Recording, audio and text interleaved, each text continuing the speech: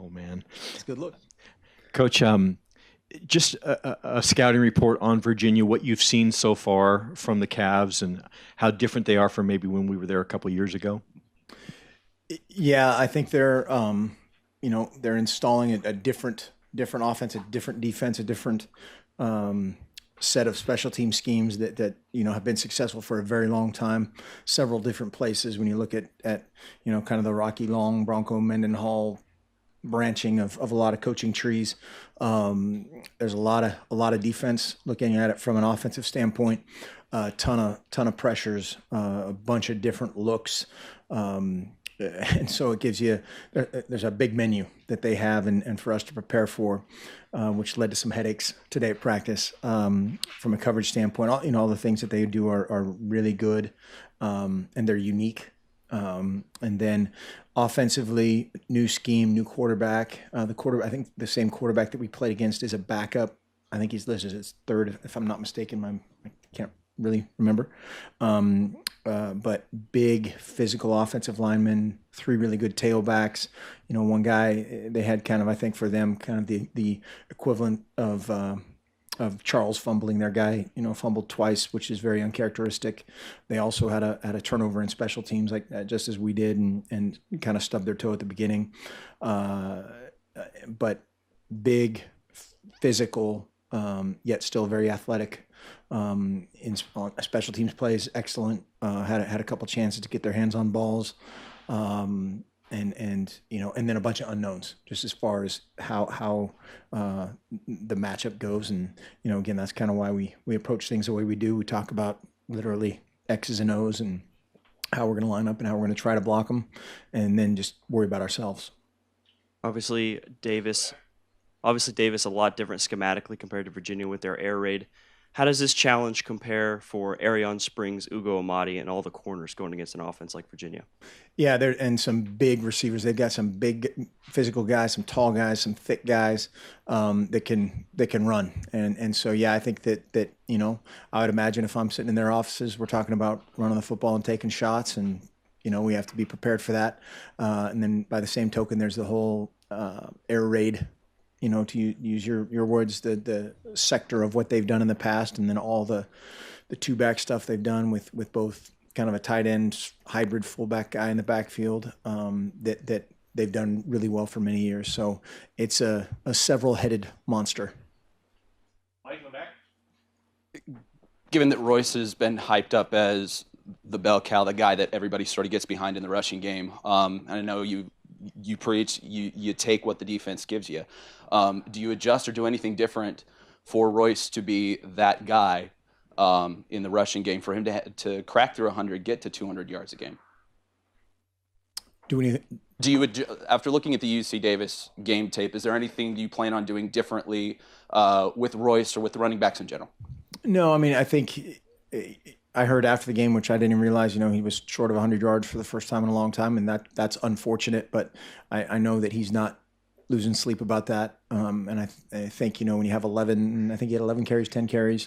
That's that thing. Again, you're never going to be right answering that question. So if you give him a 12th carry in the fourth quarter against UC Davis and he gets hurt, you're the biggest idiot in the history of the world. If you don't give him 20 carries to get 200, so we're somewhere in the middle on that, but got the win. He stayed healthy, and we'll move forward.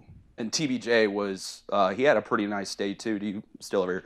No, I'm trying to. Tony BrooksJames. Yeah, okay. Tony BrooksJames. See, nobody calls him TBJ. I like that.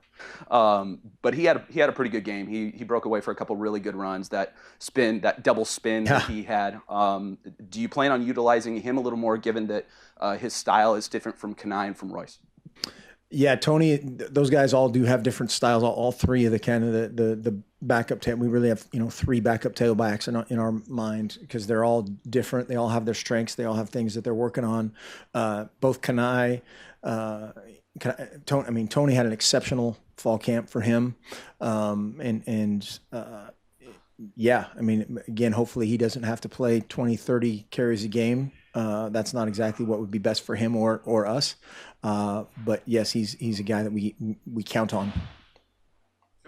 I've heard coaches say in the past that sometimes the biggest improvement in a season is from week 1 to week 2. How true is that? And I guess why is that even talked about, that that's often the big improvement? Yeah, I think it is true. I think there's a lot of anxiety in that first game, certainly for the first-time starters, and even for a guy again like Charles, who made a couple very uncharacteristic errors, or we had some veteran guys. Like I said on Saturday night, lose contain. We had a veteran guy, with a couple of holding penalties. So I think those are very easy, just correctable things, and when they watch it on film, just, oh my gosh, I can't believe I did that type of things. Those are corrected. And so hopefully, you're improving, every single week and playing at a higher level every single week. But it does certainly seem to be historically accurate. With a younger team now in week 2, have you seen some of the guys that made their debuts, I guess, not have those nerves? Have you kind of seen that, observed that in practice heading into now the second game of the season? Yeah, this is when you find out kind of how they learn, just of week in and week out. You could be running, even if you're running something similar schematically, but a different front, for instance, defensively, or a different disguise in the back end. Just how guys kind of process that is big this time of year, because now you're preparing week in and week out, and maybe you want to run the same thing, but stem to a front or come out of a coverage, whatever it may be, and that kind of, you can see who kind of checks at that, or who just, oh yeah, that makes perfect sense. And so that's a feeling out process that you'll do certainly throughout fall camp, but even more so this time of year when it's different systems up front, a shift, a motion, something that comes up that you have to adjust to. Chris, right next one. With the tight ends, Evan obviously missed the game and Johnny a little bit banged up, but how do you relegate the playing time between those three, being they're all so experienced? And maybe do you bring them in for situational, like if you need better blocking, you play X and Y compared to passing situations? That's a possibility. That's when you kind of can get into some, predictability, which you never want. But the beauty and the beast about that position right now, like you said, is there's just been some guys in and out, and I think we're going to be in really good shape long term, and excited about, Johnny Munt had a fantastic game last week and had again, like I said the other night, his best fall camp.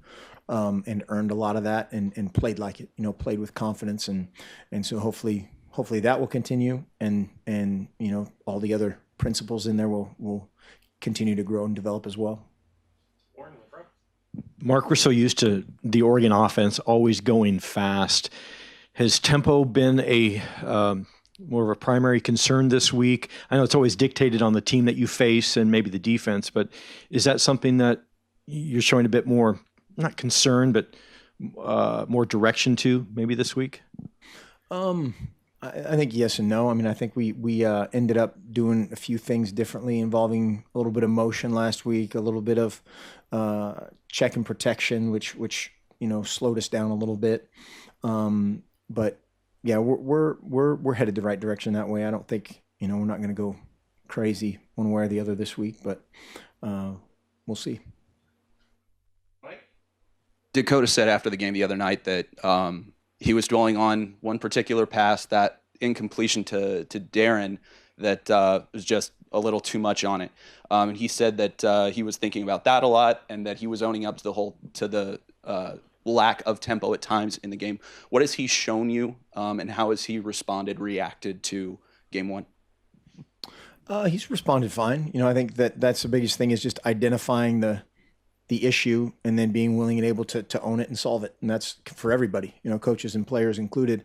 And, the quarterbacks always think about the long ones. I'm thinking about the 2 flat routes to Charles Nelson that are walk-in touchdowns. And those are the ones that he just needs to realize that's a huge play. When you throw a ball 4 yards and the guy breaks, 16 tackles or whatever, you get credit for that, right? So just take the easy one and, continue to grow and develop. This week is a test from a schematic standpoint, in terms of there's guys coming from everywhere. They're standing up, they're in a stance, they're not, they're everywhere. And so it's a test, and that's going back to the tempo thing. Sometimes that's an ally, sometimes that's an adversary. Yeah, Coach, when you're playing freshmen, a lot of redshirt freshmen too, how are you satisfied with the depth that you've got on both sides of the ball after a month of practice in a game one? Satisfied is a weird word. You're never satisfied. I think where we're going is a great place, and that we need to grow up fast. We need to learn from our mistakes and make one mistake and never do it again, type of deal. But I do think we have a lot of young guys that are very talented that have, absolutely their best football ahead of them. Coach, you mentioned Bronco earlier. What is the character of his team? He seems like a hard-nosed, tough football coach.